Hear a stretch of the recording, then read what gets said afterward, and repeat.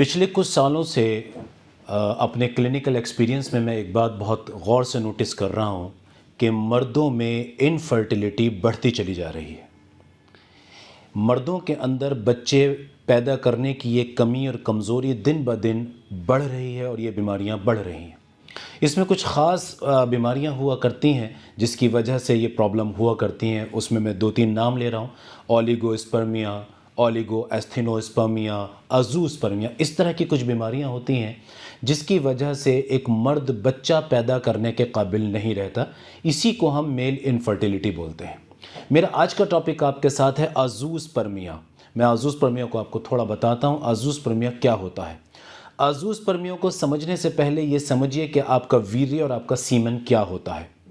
असल में जिसे हम वीर्य कहते हैं, जो सेक्स के दौरान आपके लिंग से बाहर आता है, वो फ्लूइड वीर्य कहलाता है। और इस वीर्य के 2 हिस्से हैं, यानी कि वीर्य सीमेन, मादाए मनविया, जिसे यूनानी ज़बान में मादाए मनविया बोलते हैं, ये 2 चीज़ों से मिलकर बनता है। 2 चीज़ों से, ध्यान से सुनिएगा, 2 चीज़ों से मिलकर बनता है। मैं हमेशा कहा करता हूं कि मेरी बात को दिल के कानों से सुने, और चूंकि मैं ज़बान को आसान रखूंगा जिससे आप इजीली समझ सकें अज़ूस्पर्मिया क्या है। और ये कोई बायोलॉजी की या एनाटमी फिजियोलॉजी की कोई क्लास नहीं है, बल्कि आपको सिर्फ बीमारी के बारे में बताना और एनलाइट करना है जिससे आप उससे बच सकें या सही इलाज तलाश कर सकें। तो अज़ूस्पर्मिया से पहले मैं आपको बता रहा था कि आपका वीर्य क्या है। ये जो सेक्स के टाइम में आपके लिंग से पानी बाहर आता है, डिस्चार्ज के टाइम पर, क्लाइमेक्स के टाइम पर, ये वीर्य कहलाता है। वीर्य 2 चीज़ों से मिलकर बनता है। पहली चीज़ स्पर्म, शुक्राणु। और ये शुक्राणु कहाँ बनते हैं? ये जो आपके लिंग के नीचे एक थैली लटकी हुई है जिसे हम स्क्रोटम बोलते हैं, इसके अंदर 2 गोलियां होती हैं जिसे हम टेस्टिकल्स बोलते हैं। इन गोलियों के अंदर ये शुक्राणु बनते हैं। अब आप कहते हैं शुक्राणु तो इसके अंदर बने, तो ये जो पानी बाहर आता है दूध के जैसा चिपचिपा पानी, ये कहाँ बनता है? जी, ये आपके पेट के अंदर, पेट के निचले हिस्से में कुदरत ने कुछ ग्लैंड्स लगाए हैं, यानी कि कुछ अंगूर जैसी या इसी तरह की कुछ थैलियां लगाई हैं जिसके अंदर ये पानी बनता है। तो पता लगा आपका वीर्य इस पानी से, जो पेट के अंदर रखी हुई ग्लैंड, जैसे प्रोस्टेट ग्लैंड, सेमाइनल, वेजाइकल जिन्हें हम बोलते हैं, इन ग्लैंड्स के अंदर बनता है और गोलियों के अंदर आपके शुक्राणु बनते हैं। ये दोनों आके आपस में मिल जाते हैं सेक्स के टाइम पे और वीर्य की शक्ल में बाहर निकलते हैं। जब आपके शुक्राणु टेस्टिकल से आते हैं और वीर्य के साथ मिलते हैं तो इस दोनों के कॉम्बिनेशन को हम वीर्य बोलते हैं।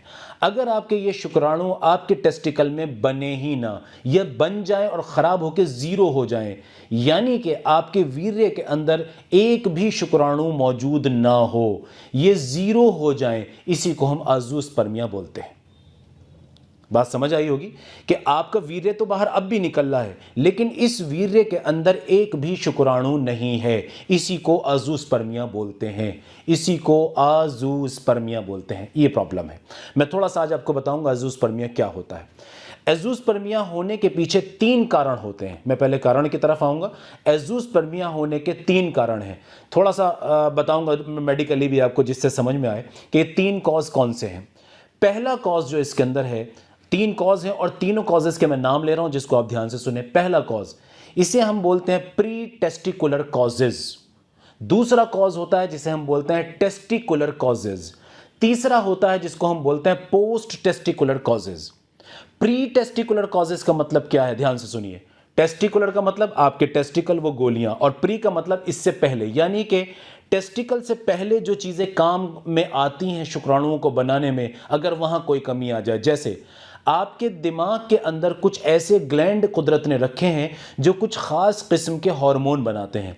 वो हार्मोन आपके दिमाग से ब्लड में जाते हैं, ब्लड के जरिए आपकी गोलियों में चले जाते हैं और वहां जाके आपकी गोलियों को ऑर्डर देते हैं कि शुक्राणु बनाइए, शुक्राणु बनाइए। अगर ये हार्मोन बनना बंद हो जाएं या इनकी रेशोज में या इनके अमाउंट में कमी या ज्यादती हो जाए तो आपकी टेस्टिकुलर को सही मैसेज नहीं मिलता। जिस तरह आप फोन उठाते हैं और फोन पे बोलने वाला जब बोलता है और उसकी आवाज अगर आपको क्लियर नहीं पहुंच रही है तो उसका मैसेज भी आप तक सही नहीं पहुंचता है। इसी तरह से आपके ब्रेन से बनने वाले वो हार्मोन जो शुक्राणु बनाने में मदद करते हैं गोलियों के, अगर वो हार्मोन सही नहीं जा रहे हैं तो आपकी गोलियां जो आपके टेस्टिकल्स हैं वो शुक्राणु को सही नहीं बनाएंगे या उसको 0 कर देंगे। तो एक वजह तो ये हुई कि जब वो हार्मोन खराब हो गए, तो इसे हम बोलते हैं प्री टेस्टिकुलर कॉजेज। दूसरा कॉज होता है टेस्टिकुलर कॉज, यानी कि वहां से जो हार्मोन आ रहे हैं, दिमाग से जो हार्मोन आ रहे हैं, वो हार्मोन तो सही आ रहे हैं, मगर आपकी गोलियों में ही कोई कमी या कमजोरी पैदा हो गई है। आपकी गोलियों के अंदर वो ताकत, जो शुक्राणु बनाने की ताकत थी, उस फैक्ट्री के अंदर ही मशीनें खराब हो गई हैं। यानी कि पीछे से ऑर्डर तो सही आ रहा है, मगर अंदर बनाने के लिए जो मशीनें चाहिए पाउडर को, वो है ही नहीं। मैं एक एग्जांपल फिर देता हूं। किसी ने आपको फोन किया, आपने फोन को उठाया, फोन करके सामने वाले ने हेलो बोला, बिल्कुल साफ बोला, मगर आपके सुनने में कमी है, तो पता लगा आपको मैसेज अब भी सही नहीं पहुंचा। तो अगर आपकी गोलियों के अंदर कोई कमी और कमजोरी मौजूद है, तो इस वजह से जो अजूस्पर्मिया होता है उसको हम बोलेंगे टेस्टिकुलर कॉजेज, यानी कि टेस्टिकुलर अजूस्पर्मिया। इसे नॉन ऑब्स्ट्रक्टिव अजूस्पर्मिया भी बोलते हैं। तीसरा कॉज है पोस्ट टेस्टिकुलर अजूस्पर्मिया, यानी कि आपके दिमाग से आने वाले हार्मोन भी सही हैं, आपकी गोलियां भी सही हैं, लेकिन आपकी गोलियों से शुक्राणु को उठा के ऊपर ले जाने वाली जो नलियां मौजूद हैं, जिन्हें हम स्पर्मेटिक कॉर्ड बोलते हैं, ये पाइप लगा लीजिए कि जिस तरह आपके मोटर से पानी को ले जाने वाले पाइप होते हैं टैंक तक, इसी तरह आपकी गोलियों से कुछ पाइप जुड़े हुए हैं जो शुक्राणुओं को उठाते हैं और ले जाके पेट की तरफ, अंदर की तरफ ले जाके उस चिपचिपे पानी से वीर्य के पानी में इसको मिला देते हैं, जो सीमेन की शक्ल में, वीर्य की शक्ल में सेक्स में बाहर निकलता है। तो अगर इन नलियों के अंदर कोई गांठ हो जाए, कोई गिल्टी हो जाए, किसी तरह का ट्यूमर हो जाए, या by birth hormonal genetical problems की वजह से, या अगर यूं समझ के चलिए क्रोमोसोमल डिसऑर्डर्स की वजह से अगर आपकी ये नलियां बने ही ना पेट के अंदर, या ये बनती तो हैं पर ये पाइप खराब और कमजोर होंगे, तो क्या होगा कि शुक्राणु तो बनेंगे मगर इनको ले जाने वाला जो ट्रांसपोर्ट सिस्टम है, वो ट्रांसपोर्ट सिस्टम खराब हो गया। मसलन आपकी फैक्ट्री में प्रोडक्शन तो हुई, आपका प्रोडक्ट बना तो, लेकिन आपकी फैक्ट्री से उठा के इसे जरूरत की जगह तक ले जाने वाला जो ट्रांसपोर्ट सिस्टम था वो खराब हो गया। तो ये 3 कॉजेज होते हैं अजूस्पर्मिया के। आपको समझ आया होगा आसान जबान में, ये 3 कॉजेज होते हैं। अब हम आते हैं कि अजूस्पर्मिया का पता कैसे लगाएं। देखिए, अजूस्पर्मिया को सही अगर इसका पता लगाना है तो इसका एक ही तरीका है कि आपके वीर्य की जांच कराई जाए, जिसे हम कंप्लीट सीमेन एनालिसिस बोलते हैं। इस सीमेन एनालिसिस में आपको क्या करना होता है, लैब में जाकर अपने वीर्य को देना होता है। वीर्य आपका एक स्पेशल कंटेनर में, एक डब्बे के अंदर ले लिया जाता है और हाथों हाथ 15 से 20 मिनट के अंदर उधर से मशीनों में रख दिया जाता है, और वहां आपके वीर्य की खुल के जांच की जाती है, एक एक चीज की, कि आपका वीर्य के अंदर क्या क्या मौजूद है, कितने कितने अमाउंट में मौजूद है, किस क्वालिटी में मौजूद है। इसी टेस्ट के जरिए पता लगता है कि आप अजूस्पर्मिया के शिकार हैं या नहीं हैं।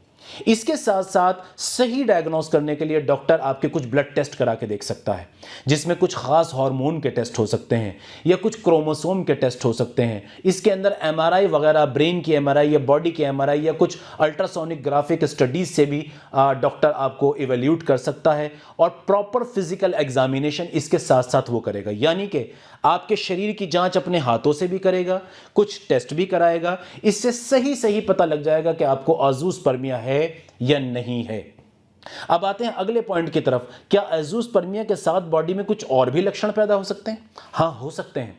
अगर आपका अजूस्पर्मिया आपके हार्मोन की कमजोरी की वजह से है, यानी कि दिमाग से बनने वाले वो हार्मोन, शरीर के अंदर बनने वाले वो हार्मोन जो अजूस्पर्मिया को पैदा कर सकते हैं, अगर इस वजह से अजूस्पर्मिया है तो आपको कुछ और भी लक्षण आएंगे। जैसे मोटे मोटे बता देता हूं, आपको इरेक्टाइल डिस्फंक्शन हो सकता है, आपकी दाढ़ी, बाल, मूछें कम हो सकते हैं, आपकी बॉडी पे बाल कम हो सकते हैं, आपके अंदर मूड स्विंग के चांसेस हो सकते हैं, आपकी बॉडी में फैट डिपोजिशन ज्यादा हो सकता है और मसल्स कम हो सकती हैं, चिड़चिड़ापन और बेचैनी हो सकती है। इस तरह के लक्षण आपको मिल सकते हैं। अब आते हैं कि अजूस्पर्मिया का इलाज क्या है। बस यहां आपको थोड़ा सा समझना पड़ेगा। देखिए, जब किसी बीमारी के कॉजेज बहुत सारे हो सकते हों, समझ रहे हैं आप, जब किसी बीमारी के होने के पीछे बहुत सारे कारण, बहुत सारे वजूहात हो सकती हों, तो किसी एक वजह को जब तक समझ ना लें कि वो बीमारी शरीर में क्यों हो रही है, सही इलाज नहीं बताया जा सकता। देखिए कैसे, अजूस्पर्मिया में ये समझना पड़ेगा कि अजूस्पर्मिया अगर आपके अंदर नील शुक्राणु हैं, आपका स्पर्म काउंट 0 है, तो किस वजह से है? प्री टेस्टिकुलर कॉजेस की वजह से है, पोस्ट टेस्टिकुलर कॉजेस की वजह से है, टेस्टिकुलर कॉजेस की वजह से है, हार्मोनल है, प्री हार्मोनल है, क्रोमोसोमल है, किस वजह से ये हो रहा है, जब तक डॉक्टर उसको गहराई से नहीं समझ लेगा तब तक इसका बेस्ट इलाज नहीं दिया जा सकता। हाँ, लेकिन कुछ चीजें ऐसी हैं कि अगर आप करें अपने जनरल लाइफ में भी, अपने लाइफ स्टाइल में भी कुछ चेंजेस करें तो अज़ूस्पर्मिया के होने के चांसेस भी कम हो सकते हैं, और अगर अज़ूस्पर्मिया टेम्परेरी कॉजेस की वजह से तो वो रिवर्स हो सकता है। जी हाँ, वो क्या चीज़ें हैं वो मैं आपको कुछ मोटे मोटे पॉइंट्स बता देता हूं। हालांकि ज़रूरत वही है कि आपको अपने क्वालिफाइड सेक्सोलॉजिस्ट से मिलना है, इसके बिना इसका सही इलाज मुमकिन नहीं है। तो कुछ चीज़ें आपको समझनी कि ऐसा आप क्या कर सकते हैं कि जिससे आप टेम्परेरी, अगर कोई आपको अज़ूस्पर्मिया हुआ है तो उसको रिवर्स किया जा सके, टेम्परेरी अगर हुआ है तो उसको रिवर्स किया जा सके, या अज़ूस्पर्मिया के होने से भी बचा जा सकता है। कुछ चीज़ें हैं, कुछ पॉइंट्स हैं, पेन पेपर उठा के इसको लिख लीजिए, आसानी होगी। सबसे पहली चीज़, ये कुछ कार्डिनल रूल हैं जिसको समझना है। नंबर 1, अच्छी डाइट। डाइट के बारे में मैं अपनी पिछली वीडियोस में बहुत बार बता चुका हूं और इसको बहुत बहुत इंपॉर्टेंस में देता हूं, क्योंकि आपका शरीर चलता ही अच्छी डाइट से या बुरी डाइट से है। आप एक महंगी कार खरीदिए, मसलन आप 1 करोड़ रुपए की मर्सिडीज खरीद के लाते हैं, लैम्बोर्गिनी आप खरीद के लाते हैं, और वो गाड़ी आप खरीद के लाके अपने घर पे खड़े करते हैं, लेकिन उसमें फ्यूल डीजल की जगह पेट्रोल डाल देते हैं, तो क्या वो गाड़ी चल जाएगी? हरगिज नहीं चलेगी। हालांकि वो 10 करोड़ रुपए की कार है लेकिन फिर भी नहीं चल रही, क्योंकि उसका फ्यूल ही सही नहीं है। तो आपका शरीर देखने में चाहे कितना भी खूबसूरत हो, अगर इसके अंदर उतरने वाला न्यूट्रिशन सही नहीं है, so you can never expect a good health at all, including sperm count. तो ये आपको समझना होगा। अच्छी डाइट, और अच्छी डाइट क्या है ये मैं बता चुका हूं, और आप अपने क्वालिफाइड डॉक्टर से जब मिलेंगे तो वो भी आपकी हेल्प कर सकते हैं। नंबर 2, अच्छी एक्सरसाइजेज। ऐसी एक्सरसाइजेज कि जो आपके टेस्टिकुलर को किसी तरह की इंजरीज ना होने पाए, लेकिन उसके साथ साथ आपकी फिजिकल एक्टिविटी भी अच्छी होती हो। इसमें माइल्ड जिमिंग है, अच्छी वॉकिंग है, कुछ अच्छी एरोबिक एक्सरसाइजेज हैं, योगा भी इसमें एक अच्छा रोल प्ले कर सकता है। तो इस तरह की एक्सरसाइजेज को रेगुलर बेसिस पे करना, रेगुलर बेसिस। और रेगुलर बेसिस क्या होता है? हर वो एक्सरसाइज जो हफ्ते में कम से कम 4-5 बार की जाए वो रेगुलर कहलाती है।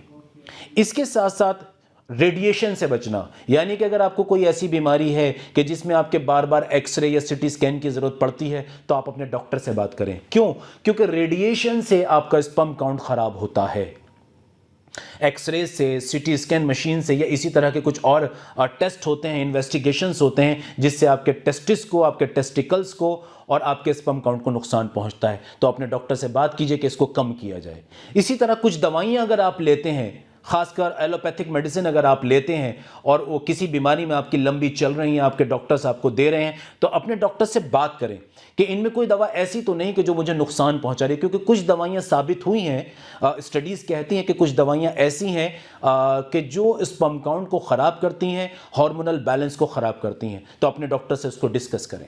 इसके साथ साथ कुछ बूटियाँ हैं जो फ़ायदा करती हैं, अगर आप डे टू डे लाइफ में उनको लेते हैं तो हेल्पफुल होती हैं। इसी तरह से कुछ सप्लीमेंट्स हैं, जैसे जिंक है, एल-कार्निटीन है, जिनसेंग है, जिंगो बिलोबा है, कलौंजी है जिसे ब्लैक सीड्स भी बोलते हैं, इसी तरह खजूर है, ड्राई फ्रूट्स में आलमंड्स हैं, वॉलनट भी हैं। इस तरह की जो कुछ डाइट होती हैं, कुछ सप्लीमेंट्स होते हैं या कुछ ड्राई फ्रूट्स होते हैं जो पावरफुल एंटीऑक्सीडेंट का रोल प्ले करते हैं। अब जिंक है, जिंगो बिलोबा है, जिनसेंग है, एल-कार्निटीन है, ये आपके नेचुरल हार्मोन प्रोडक्शन को स्टिमुलेट करते हैं। तो ये वो चीज़ें हैं जो अपनी डाइट में आप ऐड कर सकते हैं, तो इससे आपको नेचुरली कुछ फ़ायदा पहुंच सकता है। लेकिन याद रखिए, सही कॉज जान के ही सही इलाज हो सकता है, और इसके लिए सिर्फ एक ही तरीका बचता है कि आप अपने क्वालिफाइड सेक्सोलॉजिस्ट से, क्वालिफाइड डॉक्टर से मिलें, क्योंकि वो इस फील्ड के एक्सपर्ट होते हैं। वो बारीक बारीक बात को समझते हैं कि आपको कैसे ट्रीट करना है। मुझे उम्मीद है कि आपको ये बातें समझ में आई होंगी। चलते चलते एक बात और कहूँगा, अगर आपका अज़ूस्पर्मिया आपको डायग्नोस हो चुका है और आपको पता लग चुका है और आप इधर उधर कहीं इलाज लेके परेशान हैं, तो इसमें घबराइएगा नहीं। ऐसा नहीं है कि अज़ूस्पर्मिया को ठीक नहीं किया जा सकता या आप कभी बाप नहीं बन सकते। आज मेडिकल साइंस ने बहुत तरक्की की है। हमारे पास मेडिसिन से लेके कुछ ऐसी टेक्निक्स तक मौजूद हैं कि जिससे आपको बाप बनाया जा सकता है। तो नाउम्मीदी की, डर की या टेंशन की कोई गुंजाइश नहीं है। बिल्कुल कोई गुंजाइश नहीं है। आप बेफिक्र होकर, बिल्कुल निश्चिंत होकर अपने डॉक्टर से मिलें, उस डॉक्टर से मिलें जिस पे आपको ट्रस्ट हो, जिसमें लगता हो कि वो इस फील्ड का एक्सपर्ट है और जानता है इसको कैसे ट्रीट करना है। तो घबराने की ज़रूरत हरगिज़ नहीं है। उम्मीद है बात समझ में आई होगी। शुक्रिया, बहुत बहुत शुक्रिया।